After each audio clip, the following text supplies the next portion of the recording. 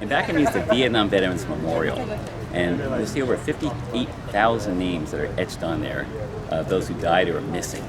So it was first unveiled in 1982, and American architect Maya Lin designed it. It was very controversial at the time because it wasn't the typical heroic type of statue that we're used to. Plus, it's black granite in an area filled with white monuments, so it kind of stood out. So one of the things that they did was they imported the black granite from India, but they refused to take any granite from two countries, Sweden and Canada, because both of those countries allowed draft dodgers, American draft dodgers, in their country. So the American government said, no, we're not going to purchase any granite from there. So it was controversial at the time, as I just mentioned. And what they decided to do, the local government, is they decided to expand it. So this is the main centerpiece of the monument, but there's actually three parts to it. One part is the Women's Vietnam Memorial, and then right over here is more of a heroic monument of three soldiers, as you can see.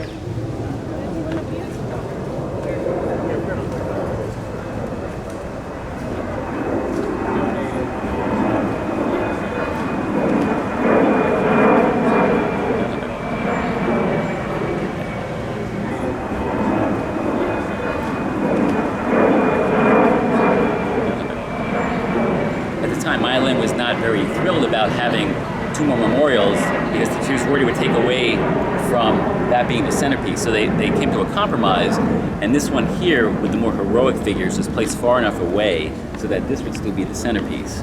But when you see these soldiers here, they are still looking at the monument very solemnly, as you would expect.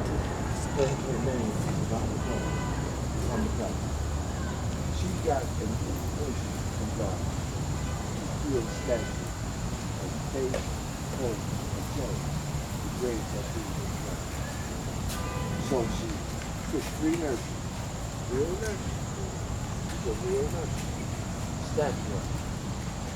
See, she's down there.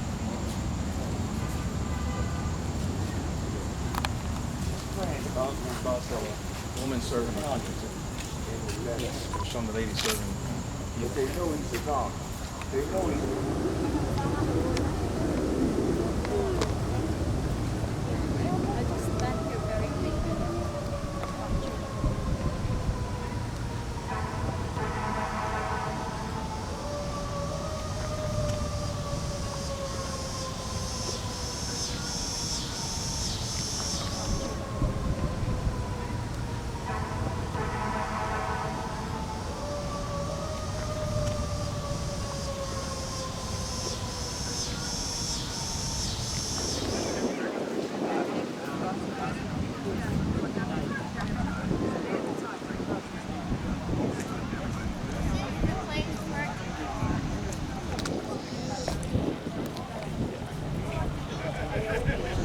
You're about to see some really special interviews. I just happened to be walking and saw one of the park rangers. He explained more on the Maya Lin piece over there. And then after that, I interviewed several Vietnam veterans who served 50 years ago. And they talked about some of their brothers that they lost, their comrades, and really talked about the war and the effect it had on them, which was just amazing. So we're here at the Vietnam Memorial, and your name is? Alan McCabe. Okay. So can you tell us a little bit about, for example, there's over 58,000 names on here, right? Yes. Of the missing and the dead. And what is the order that the names were etched on the memorial? So the artist was a young woman named Maya Lin. She was a junior at Yale majoring in architecture when she entered the national contest in the spring of 1981. And her design was selected out of more than 1,400 entries. The design here, there's a lot of symbolism in it. First of all, she envisioned, she said, the memorial as a cut in America. Congress had allocated this 2.5-acre field for the memorial without any stipulation of what the design would look like. So her concept is a knife cutting open America. And by peeling the soil away, what remains is the wound or scar in this country that had been the loss of these 58,000. So as you walk into the memorial, you literally are walking into the wound as you walk down into the valley. It was heavily criticized at the time, but she used black granite in a city of white marble. But she said the black is symbolic only of earth. It's not a symbol of defeat. We are 10.5 feet down below ground level here at the deepest section. Granite, she said, would act as a symbolic barrier between the living and the dead. She said we could touch their names but they would never again enter our world. And she also knew that by polishing black granite, the wall itself becomes a mirror. And she said as we look at a name on the wall, we would be looking at ourselves in their reflection. One of the contest rules is the names had to be included on the memorial of all of the dead and missing. She could have done it by branch of service, or by rank, or by state, or by height or weight, or one of the most frequently asked questions, why not alphabetically? It'd be easier to find a name, but I point out there are over 670 Smiths on the wall. And she said she wasn't trying to design a telephone book. She was trying to design a memorial that would tell the story of a journey. So she said she wanted to list the names chronologically by day, so that each name on the wall is a moment in time, a moment in American history. It puts men who fought together and died together, always together on the wall. And it allows a veteran to come back to the wall and find their own tour of duty by time. So she starts the names rather than either end, starts it in the center. She knows this is the most powerful and quiet section of the memorial here at the apex. July 8th, 1959, we lose two advisors, Dale Bice and Chester Oatman. That begins the casualty list. It then reads like a diary, panel by panel, page by page, 29,000 names out to May of '68. And she points to the eastern wall right at the northeast corner of the Washington Monument. The wall picks back up the same day in May of 1968. The western wall points right at the Lincoln Memorial. Tough to see in the summer, but in the winter it's a beautiful view. And it comes back panel by panel, another 29,000 names. And our last men are killed May 15th, 1975. This design, she said, would come full circle and would bring the first and the last together. As you walk out of the memorial, she said, it will release you and let you back into the sunlight as you walk out towards George Washington or Abraham Lincoln. On the wall, there are no references to rank, race, religion, gender, or branch of service. In death, everyone is equal. Every name has a symbol. Most names have a diamond, which means they've been declared dead. But on the wall are still over 700 plus symbols, and a plus signifies that they are still status unknown, or many people simply refer to that as missing in action. Maya Lin said it's an artistic symbol of hope. If Madison Strolline's remains are ever recovered or his death has been confirmed, they can superimpose a diamond over the top of the plus. There are currently 58,276 names on the wall. Great. Thank you for your time. Appreciate it.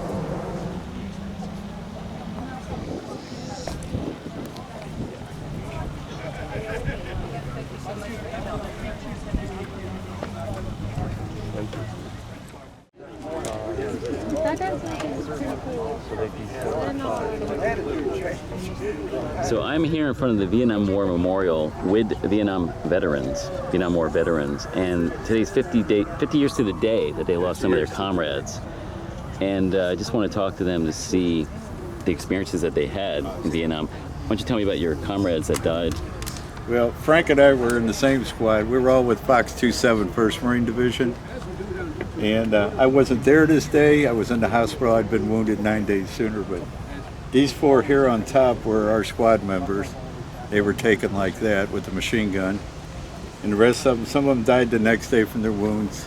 But like I said, I wasn't there. You'd have to ask Frank or one of the other guys what really went on in the valley that day. But it was 50 years ago today. And that's why we're here today, so. Have you been to this memorial before? No. This is the first time? First time for me. Wow. I've been to the little walls, but the first time to the big one. And what kind of memories does it bring back for you? Memories I don't like. Yeah.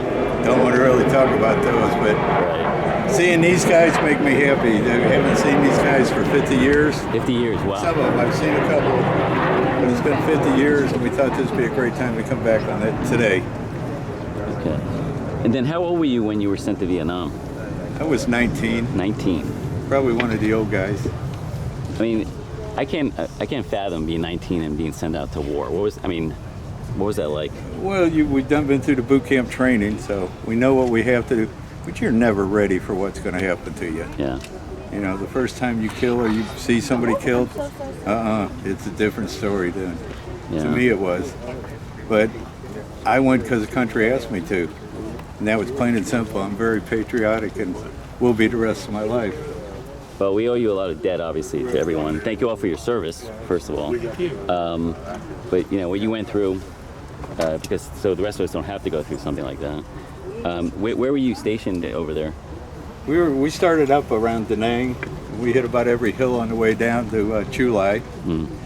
We were in Death Valley, Antenna Valley. Death Valleys were just all You were in the over thick there. of it. Leech Valley. We were combat Marines, so Yeah. we lived out in the jungle quite a bit. So Primarily, most of I-4, I guess. yeah, I think it was most of South, I-Corps. just south The- of Da the Nang, Marines- all the way up to the D. Not to interrupt, look, the Marines sent us into what they call the float phase. We were supposed to be staying on ship. Okay, I think we were there one night, and I woke up 3 o'clock in the morning to make a beach landing, and the guy in the Navy said, "How do you want your eggs?" And that was the last time we seen the ship. Okay, so it was an experience, but some experiences end bad. And in our case, it did end bad sometimes, but the good part was I got to serve with these guys. And how long was your tour over there? 13 months. 13 months. Marines. I don't know why. Everybody else did 12. Marines had That- 13. that Nixon, changed, Nixon right? changed it to That 12 months changed to towards the 12 end. did in it? 69. And the thing about our thing in the Halfway through valley, 69. Oh, really? Yeah. I was in the hospital afterwards till September. When I came back, they put me on a landing zone rider, Yeah. and I got off the helicopter. I knew nobody. These are the guys that died. The rest of them were wounded and didn't walk out of the valley. I think 2 or 3 people actually walked out of the valley on their When, own. I have a when you whole get to coat. meet another Marine's family, okay, 68. and you leave there just in time because I went out the same night as Robert Ryan, okay, and you get to be home and do the burial service with his mom and his family. That's rough. And these guys can't say nothing about it. Now, when you went home back to the U.S., there was the anti-war sentiment going on, protests and stuff, right? How did you guys deal with that? I dealt with it easy. I come back on a medevac ship, went right to the hospital, didn't meet the public, so I didn't have to deal with it. I'd have probably been in jail if I would have. Yeah. Well, I landed at Andrews Air Force Base, and it put me on. I had been wounded. And I got medevac back because I had malaria so bad. Landed at Andrews, and they put me on a evac bus to go over to Bethesda Naval Hospital. And when we came out the gate, there were protesters screaming and throwing stuff at the bus. And, you know, a welcome home. Yeah. I mean, it's bad enough you guys had to fight and then had to deal with the anti-war movement as well. When I was in Vietnam, I walked point, Rolf walked point. Yeah, that's my best friend. I don't know why, because he taught me to walk point and then he moved back. But we shared everything over there. You know, you do with your brothers. I knew all of his friends, and he's from Indiana. I knew everything he had gotten into. He knew everything about me, and that's how we passed the hours on the whole watch. Was just talking to each other. And two of the men who died that day, Ed Ryan and Eddie Grzinski, or Bob Ryan and Eddie Grzinski. I got out to Bob. He had been wounded through the shoulder. Got out to Grzinski, and of course he was KIA already. Came back to drag Ryan back in out of the fire. Norton here caught up with me, and we were bringing Ryan back in when they opened up on us again with, you know, machine guns. And of course Ryan was killed, and I was hit, and I think he took a ringer to the helmet. And Wow. you know, that was pretty much it for that day. There's a book out by the author Keith Nolan. Yes. He's a correspondent, he writes a lot of books about Vietnam and other wars. Some of us are in his book. Some are offensive. August 1969, the famous football player Rocky Blyer was shot on the 20th of this month in the same spot. Of course, like I said, I was hit the 16th, everybody else was hit the 25th. And going back and not finding anybody was the hardest thing I had to deal with. Yeah. I knew what had happened.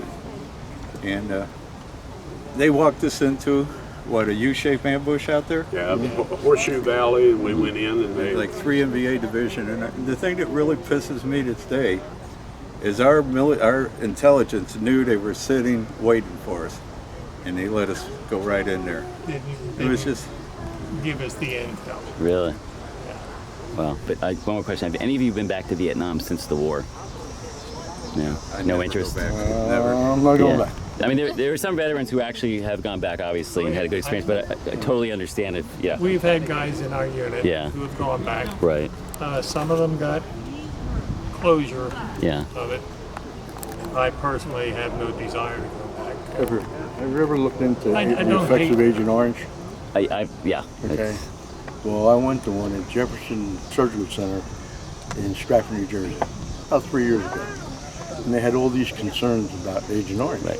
Okay. Now, Agent Orange was made by Monsanto. And Dow. Okay, so they use that on lawns today. Okay. Now I know I got at least 7 friends who died from Agent Orange, and I guarantee you that every one of these guys was sprayed on. Okay, because you felt rain coming down. Okay, now today, that's all they got to do is admit it and say it's an Agent Orange. And take care of us 50 years ago. But they're doing the same thing in Iraq for burn pits. So, you know, I mean, you got lung disease from burn pits. So, Yeah. take care of the people that take care of you. Absolutely. All right? Yeah, that's the problem. It's such a battle with the VA. Yeah. Well, I thank you all for your time. Really appreciate it. I just want to Thank shake you. your hands. Thank you. Thank you for your service again. Thank Really appreciate it. All right. Thank you, sir. Thanks a lot.